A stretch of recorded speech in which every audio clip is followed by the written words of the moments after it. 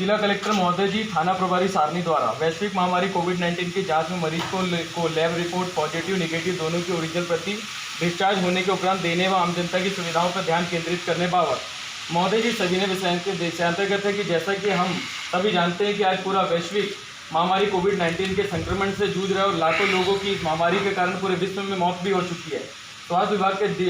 निर्देश अनुसार इसके नियमों का पालन करने पर परिणाम भी सकारात्मक रूप से सामने आ रहे हैं। संक्रमित मरीज के अच्छे खानपान और स्वास्थ्य संबंधित निर्देश का सही पालन करने पर संक्रमित मरीज इस संक्रमण से एक बड़े अनुपात में स्वस्थ भी हो रहे हैं।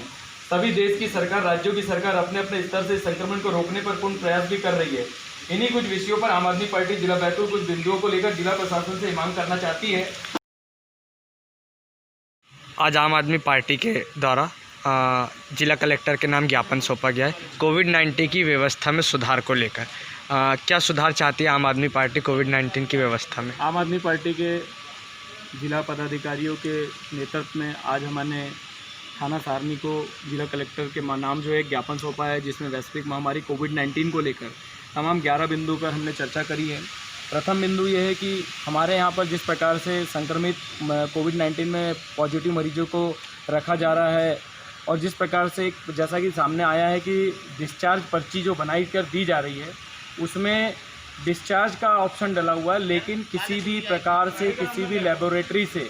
जहाँ पर कोविड-19 की जांच हो रही है उसकी टेस्टिंग रिपोर्ट उस संक्रमित परिवार के परिजनों को नहीं दी जा रही है। हमने मांग करी है कि वो रिपोर्ट लैब की रिपोर्ट, ना कि अस्पताल की लैब की रिपोर्ट उस मरीज को, उसके परिजनों को वो दी जाए, जिससे ये साबित हो सके वो कोरोना पॉजिटिव है। दूसरा बिंदु हमारा यह है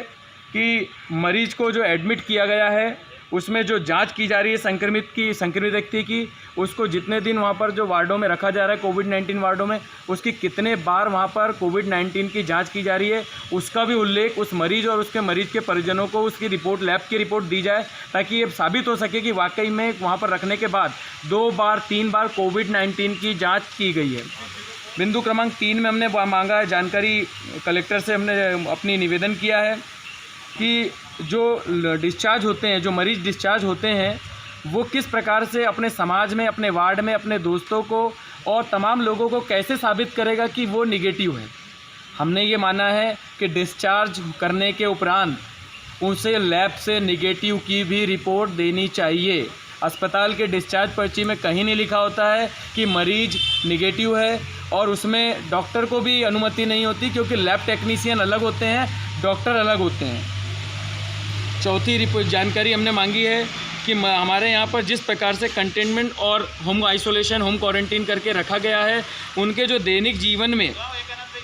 जो सरकार के द्वारा जो मदद दी जानी चाहिए, उन मदद में क्या क्या सुविधाएं हैं उसे भी सार्वजनिक किया जाए स्थानीय अखबारों में और राष्ट्रीय स्तर के अखबारों में, ताकि हम जनमानस को पता चले कि कंटेनमेंट जोन, होम आइसोलेशन और होम क्वारंटीन में सरकार के द्वारा क्या क्या सुविधाएं दी जा रही हैं। बिंदु क्रमांक 5 में हमने ये मांग की है कि होम आइसोलेशन, होम क्वारंटीन और कंटेनमेंट जोन के जो नियम है, जो दिशा निर्देश है, चाहे वो गृह मंत्रालय केंद्र के द्वारा हो या मध्य प्रदेश शासन के द्वारा हो, उसके दिशा निर्देश क्या है, जैसा कि कलेक्टर के माध्यम से एक आदेश की प्रति जारी कर दी जाती है सोशल मीडिया पे, लेकिन वो धरातल पे नहीं देखी जाती है। तो हमने ये मांग करी कि इसे स्थानीय अखबारों में और राष्ट्रीय समाचार पत्रों में प्रकाशित किया जाए, ताकि आम जनता को पता चले कि containment zone, home isolation, home quarantine के नियम क्या क्या हैं। बिंदु क्रमांक 6 में हमने जानकारी अभी जिस प्रकार से कलेक्टर को हमने सौंपा है, उसमें मांग करी है कि जिस प्रकार से क्वारंटाइन, होम आइसोलेशन और कंटेनमेंट जोन में जो लोगों को रखा जाता है, पूरे 8-10 वार्ड, मतलब 8-10 मकानों को या ज़्यादा मात्रा में मकानों को जो घेराबंदी की जाती है, वहाँ से किसी भी व्यक्ति को बाहर आना जाना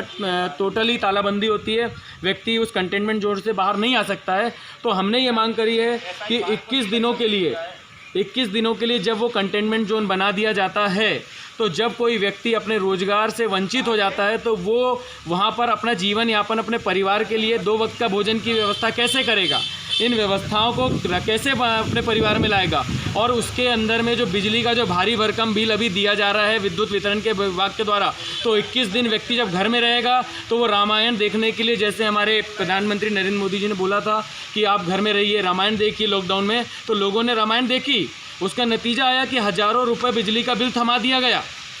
तो 21 दिन जब वो व्यक्ति घर में रहेगा तो उसके बिजली के बिल को, उस टोटल कंटेनमेंट जोन के व्यक्तियों के परिवारों के बिजली बिल को माफ़ किया जाए। बिंदु क्रमांक 7 में हमने जिस प्रकार से मांग करी है कि कंटेनमेंट जोन, होम क्वारंटीन और होम आइसोलेशन में जो मुखिया या परिवार का सदस्य जो रोजगार करता था, अगर उसे आपको 14 दिन या 21 दिन के लिए होम क्वारंटीन कर दिया है तो उसके लिए,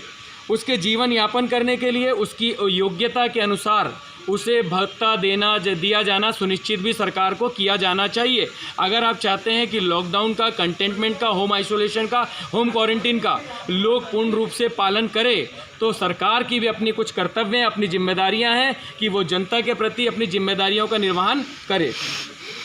बिंदु क्रमांक 8 में आपने बात रखी है कि जो कंटेनमेंट जोन बनाए जा रहे हैं जहां पर होम आइसोलेशन, होम क्वारंटीन किया जा रहा है, देखने में आया है कि उन कंटेनमेंट जोन में नगर पालिका के कर्मचारी नहीं जा रहे हैं, उन गलियों को, उन मकानों को सैनिटाइज नहीं किया जा रहा है। ये हम नहीं कहते, वहाँ जाके आप स्वयं देखिए कि किसी भी मकान को सैनिटाइज नहीं किया जाता है। हमने मांग करी है कि सैनिटाइज़र के माध्यम से तमाम कॉलोनी को सैनिटाइज किया जाए जिससे वायरस के फैलने के, संक्रमण बढ़ने के खतरे को रोका जा सके। बिंदु क्रमांक हमने 9 में मांगा था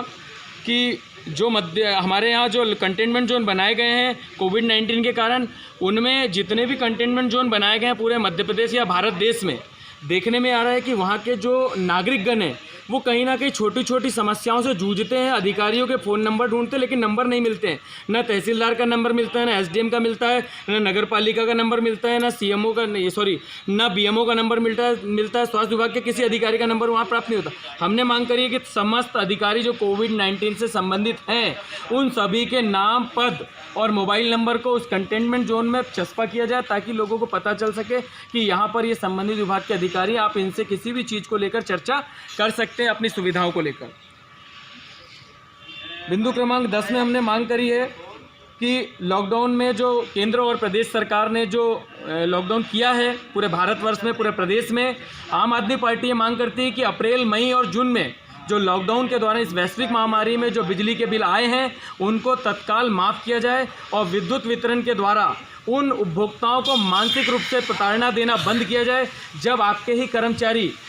कर्मचारी उस उपभोक्ता, कंज्यूमर के घर में जाकर बिना मीटर रीडिंग लिए उसको हज़ारों का बिल थमा दिया तो क्या वो व्यक्ति, वो नागरिक मानसिक रूप से प्रताड़ित नहीं हुआ? ये सोचने, समझने, विचार करने का एक सविषय है। आपसे, सरकार से, जिला प्रशासन, कलेक्टर महोदय से निवेदन है कि इन विषयों को गंभीरता से समझे और इसको तत्काल इस पर वापस कार्रवाई किया जाना सुनिश्चित किया जाए। अप्रैल, मई और जून के बिलों को माफ़ किया जाना चाहिए, ऐसी सरकार से आप चर्चा करें। बिंदु क्रमांक 11 में हमने एक बात रखी है जो एक महत्वपूर्ण विषय है शिक्षा को लेकर कि पूरे भारतवर्ष में जिस प्रकार से लॉकडाउन के दौरान जो फीसें ली जा रही हैं प्राइवेट, निजी स्कूलों के द्वारा, हमारी मांग है जिला प्रशासन के माध्यम से कि आप सरकार से चर्चा करें कि जितने भी बैतूल ज़िले में निजी से स्कूल संचालित हो रहे हैं, अप्रैल, मई और जून इन तीनों महीनों की जो फीसें हैं वो उनसे ना ली जाए, उनमें रियायतें दी जाएं, उनसे ये सारी फीस को माफ़ किया जाए। अतः आम आदमी पार्टी के तमाम पदाधिकारियों की मांग है कि इन 11 बिंदुओं को गंभीरतापूर्वक इसको अपने संज्ञान में लेकर इस पर कार्रवाई किया जाना सुनिश्चित किया जाए, अन्यथा सड़कों पर उतरने के लिए जनता को मजबूर होना पड़ता है और कोविड-19 के नियमों का कहीं ना कहीं उल्लंघन होता है। तो मेरा जिला कलेक्टर महोदय जी से, मुख्यमंत्री महोदय जी से निवेदन है कि इन विषयों को गंभीरता से लें और इन पे कार्रवाई करना सुनिश्चित करें। जय हिंद, जय भारत।